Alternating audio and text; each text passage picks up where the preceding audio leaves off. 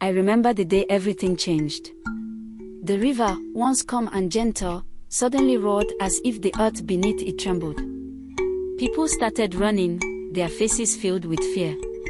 The water, it seemed, had come alive. I was just a boy then, living in Osogbo, a small village deep in the forest of Yorubaland. My family had always told stories about Osun, the goddess of the river. They said she was kind, but she had a temper, especially when people forgot to honor her.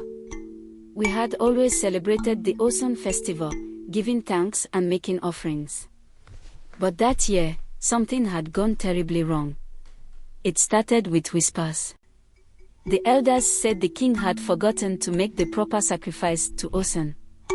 Maybe he was too busy, or maybe he didn't believe the stories anymore.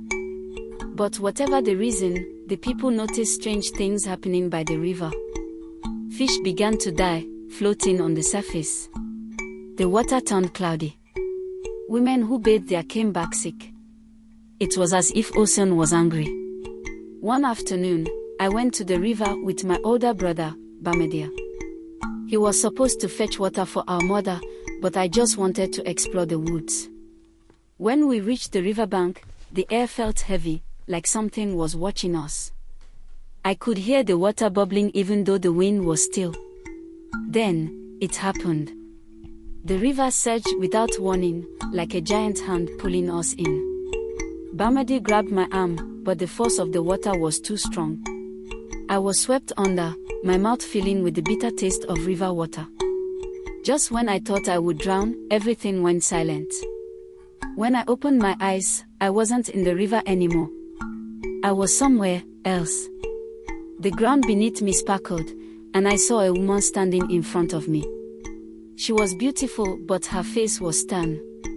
I knew at once who she was, Osun, the goddess of the river.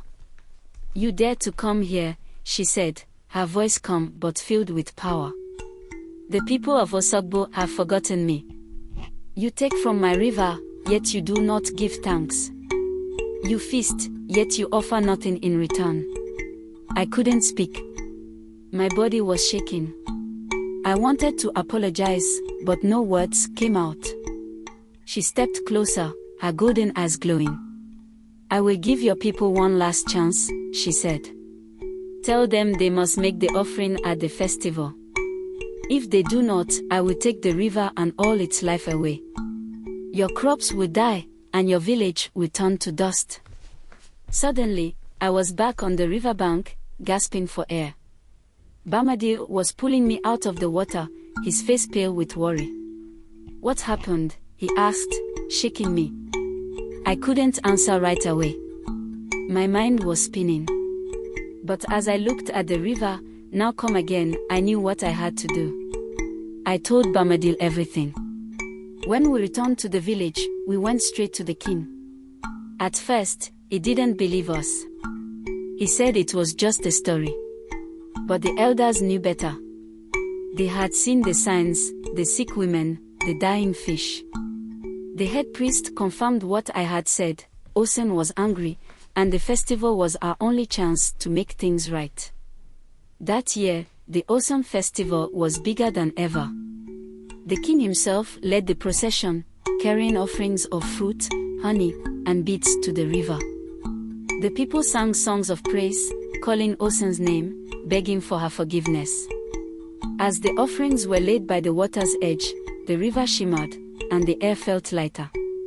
Osun had accepted. From that day on, the people of Osogbo never forgot to honor Osun. The river flowed clean, the fish returned, and the village prospered. Every year, during the festival, I remember how close we came to losing everything.